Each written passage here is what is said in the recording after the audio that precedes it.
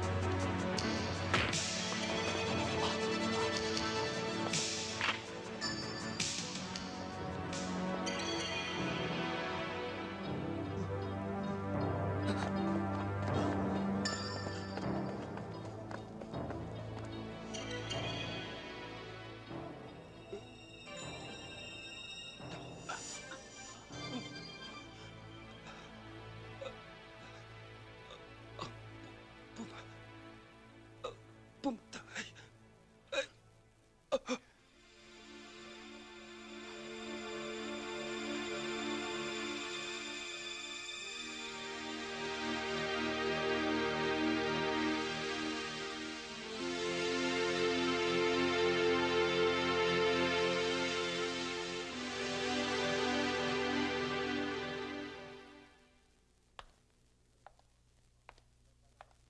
Ilan ba nakasagupa mo?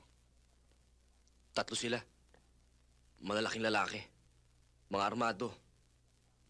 Hindi ko masyado nakakilala eh. Masyado madilim. Paano natin malalaman kung sino sila? Kung hindi mo sila namukaan? Ang hindi ko maintindihan, parang may sinasabi sa akin si Mamberong. O ano raw? Hindi niya nasabi. Nalugutan siya kagad na hininga. Ano ba nangyayari sa bayan natin? Kung titingnan mo, mukhang napakatahimik. Pero totoo, napakagulo, napakamura ng buhay. Tingnan mo nangyari sa Itay. Ni walang nakakilala o nakaamukha sa mga pumatay sa kanya. Tinarabaho ko na rin niya, Romano. Kaya lang ang mga taong nakakaalam doon ay mga nawawala. Sino sila? Mga dating bodyguard ng tatay mo. Bodyguard? Ano na namang patayan na nangyari kagabi?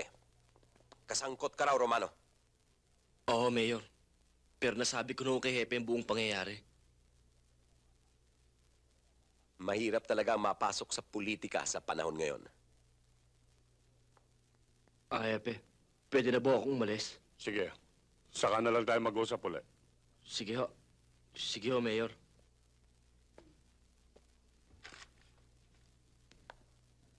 Romano, ano ba talaga nangyari? Wala naman. May nakasagupa lang ako kagabi. Ang balita ko, kasama mo raw si Bes noong mangyari yon. Ngayon pa ba natin pag-uusapan yan?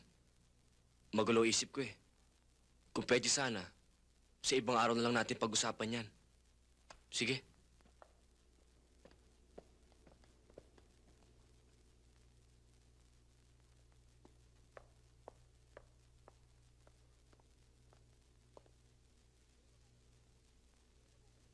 Hindi ka ba naliligaw? Bes, gusto sana kitang makausap. Tungkol saan? Alam mo, Bes, pareho tayong babae kaya't naintindihan kong kilos mo.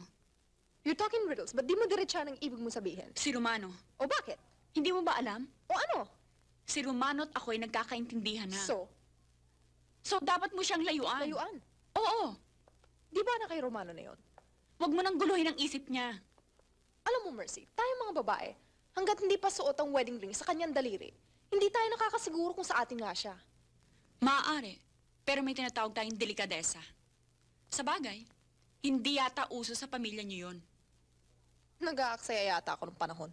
Wala akong mapapala sa usapan natin to. So if you'll excuse me, I've got better things to do.